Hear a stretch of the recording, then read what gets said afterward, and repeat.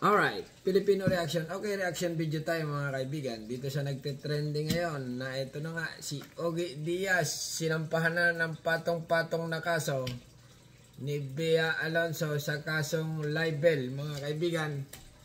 Ito na ang nagte-trending ngayon. Nagsampa ng reklamong online libel si Bea Alonzo laban kay Ogie Diaz, Christy Fermin at iba pa nilang co-host sa kanilang online show. Dahil po yan sa anyay mali, mapanira at malisyosong impormasyong kanilang ipinakalat. Ay, kasama pala si Christy Fermin. Ulitin natin mga kaibigan ha. Ulitin natin para maintindihan natin itong nagte-trending ngayon. Ogie Diaz, sinampahan na ng patong-patong na kaso. Makukulong na kaya ito? Or hihiringin pa? Okay. Ito na.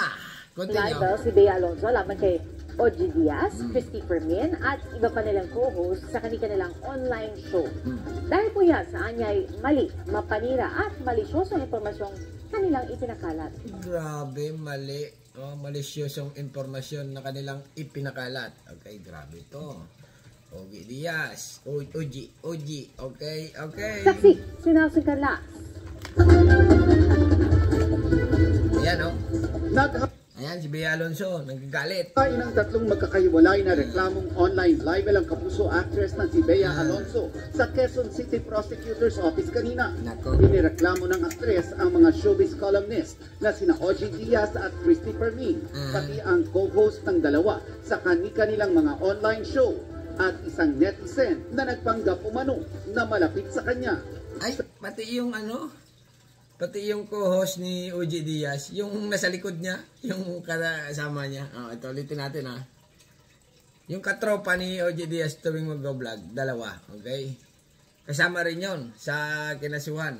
Ito, Christy Fermin. Ulitin natin Okay. Na sina Ogie Diaz at Christy Fermin, wait. kapuso actress na si Bea Alonzo sa Quezon City Prosecutor's Office kanina. Inireklamo ng actress ang mga showbiz columnist na sina Ogie Diaz at Christy Fermin, pati ang co-host ng dalawa. Co-host ng dalawa? Ay, parami pag ganyan. Okay? Ogie Diaz, may kaso na mga kaibigan. Libel. Paninira dito kay Bea Alonzo. Okay, continue lang. Kasi nga naman, sinasabi. Ayan. Kung pala naman puro fake ang sinasabi. Paninirang puri. Na siyempre, maraming nanonood. Akala tunay ang sinasabi ni Ogie Diaz at saka Christy Fermin. Na ganito, ganyan. Itong si Bea Alonzo, ganon. Siyempre, marami silang mga alam-alam na mga bagay-bagay na mga pangyayari dito sa buhay ni Bea Alonzo. Yung pala naman ay hindi tunay. Ayan. Bea Alonzo, kawawa naman. Continue lang Kanilang mga online show at isang netizen na nagpanggap umano na malapit sa kanya. Netizen kasama rin? Sa complaint affidavit ng actress, nakasaad na biktima siya ng mga mali, mapanira at malisyosong impormasyon. Ayun mga kaibigan, ang maliwanag dito Biktima si Bea Alonzo ng mali at mapanirang impormasyon ni Ogie Diaz at Christy Fermin. Ayan, lumaban. Ano kayo ngayon? Akala niya siguro kawawa naman pag nasa kulungan na. Pero halimbawa libel na kaso. May piyansa ba yan? Wala. Hindi ko alam Pero sila lang nakakalam yan. Okay? Mahirap din magsalita. Kung yan ay piyansado or pwedeng baka 3 days lang. Piyansa na agad. Kaya 1 day lang. Hindi pa nakakaapak ng kulungan. Ay, siyempre, ringin-ringin pa. Halimbawa na natalo. Okay, natalo si Ogie Diaz kasi malakas sa ebidensya kasi nga may mga video-video.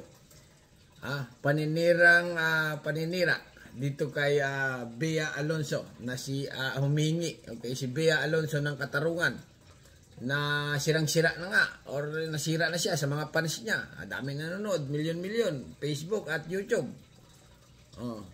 Halimbawa, napatunayan na si Ogie Diaz at Christy Fermin ay nagkasala kasama na yung mga kanyang alipores. Okay?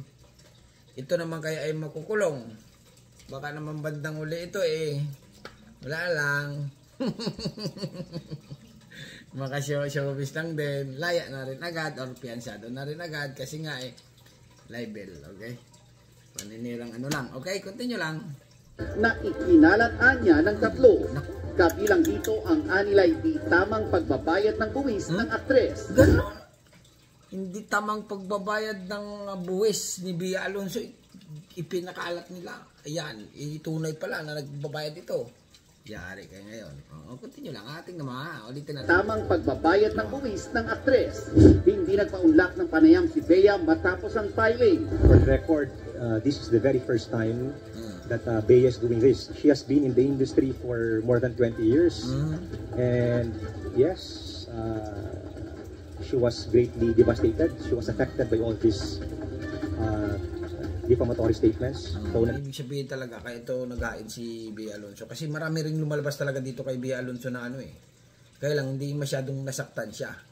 Pero ngayon, okay, ngayon nga, napuno na yung salok. Na-imagine ko lang si Christopher Permin at saka si OG Diaz sa ano, sa halimbawa ay yung picture na ng kuwan. Yung sa pulis na yung sa likod. Ganon, nakaganon ang pangalan, OG Diaz. Ayan naman kasi naman, okay? Nagsasalita-salita nang hindi naman pala tunay. Na ganito, ganyan, ayan. Si Bea Alonzo kasi mga kaibigan, idol ko yan. Okay? Siyempre, marami nag-idol dyan. Mabait na tao, magaling na artista, okay? Maganda, suwabe, grabe, ibang klase. High performance mga kaibigan, kagalang-galang. Kaya lang siguro ito si Bea talagang ramdam niya or feel niya sa kanyang sarili na talagang hindi katanggap-tanggap ang ginawa sa kanya ni Christopher Permin at ni OG Diaz. Tsaka yung alupores niya, damay na rin yun kasi asul-sul yun eh. Yung mga, siyempre, yung mga kausap ni OG Diaz pag nagbablog, dalawa yun eh. Okay, yun si ano, kasama siguro yung alipores ni Christopher Permin. Sol-sol din yun eh. Kung sa nagnakaw ng baka mga kaibigan, yung baka ninakaw. Halimbawa lang yung baka ninakaw, kinatay. Bago yung kumatay, kasama rin yun. Yung nagnakaw, bukod pa yun. Okay? Yung naghigop ng sabaw, yung naluto na yung baka naghigop ng sabaw, kasama rin yun sa kulungan pag nahuli. Okay, yun na nga ang dito, yung alipores ng dalawa. Alright? Sul-sulang yung bulong-bulong na ganun, kasama rin yun sa kulungan. Kung sakali, kung sakaling makukulong. Kaya lang, itong mga kaibigan nga, ang tanong natin dito, kung si OG Diaz at si Christopher Permin at mga alipores na yon ay makukulong nga ba?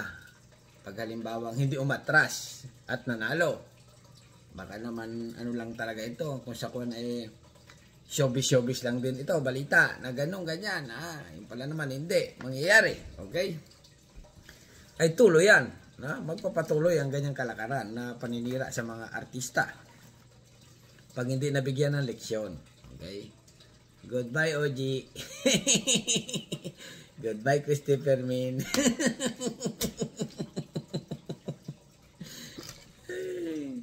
Okay, continue. Against her, she asserted her right. Paano kung bigyan kayo ng ng milyon-milyon ni OG Diaz at ni kasi malaki kita sa YouTube nyo, yung mga lahat ng inipon niya. Bigyan ng milyon-milyon, tatanggapin nyo. Atras na sa kaso, baka possible, okay? Payag na or hindi? Bea Alonzo nag-aay ng reklamo. Sa tingin ko si Bea Alonzo ayaw pumayag niyan. Pag ganyan. Halimbawa sorry. Ganon. Kung sorry ka na, nasabi mo na ang dapat sabihin, napahiya na yung tao. Siyempre, ganito ang mangyayari niyan eh. Bea, sorry naman hindi naman sinasadya eh. Tawa ka ng tawa dyan nung ikaw yung nagbabalita. Sabihin sa'yo ni Bea, di ba? Nung ikaw yung nagbablog-vlog sa yung ginagawa, minabarder mo ako ng todo. Ngayon kinasuhan kita para kang angel. Joke lang. Natatawa lang ako Okay, continue. To proceed with this filing of criminal cases against the individuals responsible for making all these damaging statements against Alam ko na nasa isip ng mga nanonood sa akin, hindi naman kulong yan. Ganyan. Wala rin yan. Pag tumagal, na magsusurihan lang din sa isa't isa. Parang lang yan, showbiz chismis. Na yan. Nagpadala ng text message ang GMA Integrated News sa mga respondent para kunin ang kanilang panig pero hindi pa sila tumutugon. Siguro tulog pa. O kaya nag-aaral-aral pa. Ha? Siguro tumatawag na rin sa mga abogado nila. Na yun na nga. Naganda na sila. Si pangdepensa. Okay, ganyan talaga ang batas sa Pilipinas mga kaibigan. Kailangan may pangdepensa kang attorney. Siyempre, dyan magpapagalingan ang mga attorney ng Pilipinas. Okay? Ikaw, ganun yan eh. Halimbawa sa korte. Ikaw, Ogie Diaz, tunay ba yung mga sinabi mo dito kay Bea Alonzo na si Bea Alonzo ay hindi magbabayad ng tax at mga bla bla bla bla at sari-sari mo pang sinabi nung ikaw nagbablog? Sabi ni Ogie Diaz, siguro dyan hindi. Ito, may ebidensya dito, panoorin natin. Yung nga tunay. O nga, nako, ay paninirang puri ito. Maliwanag dito, natalo ka. Ha? Kulong ka na.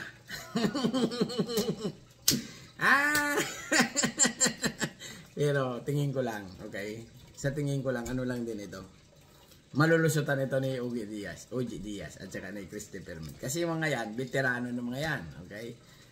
Showbiz lang. Alam na nila pa ikot-ikot yung mga showbiz at sa mga ganyang kaso, okay? Libel. Sanay-sanay yung mga yan. Okay?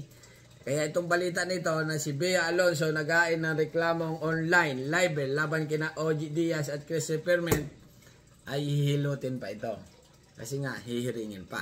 Okay? Ano sa tingin nyo mga kaibigan? Halimbawa, matalo si Ogie Diaz at Christopher Min, makukulong kaya yan. 1, bibilangan ko kayo ng 3. 1, 2, 3, ano sagot? Pwede nga. Alright, dito na lang mga kayo. Kunti nyo pa, mayroon pa. Para sa GMA Integrated News, Nelson Galas. Tapos na, okay? Yun na, si Bea Alonzo, nagpagupit ng buhok. Haba buhok niyan dati, dito. Kasi nga, napanood ko yung ano nito, yung paninira ni Christopher Min dito, kay Bea Alonzo. Sabi niya, yung propose daw ng kasal ng boyfriend niya, scripted daw. Scripted daw. Kaya nagalit ito. Alright, subscribe my channel. Don't forget, comment. Bye-bye. Thank you.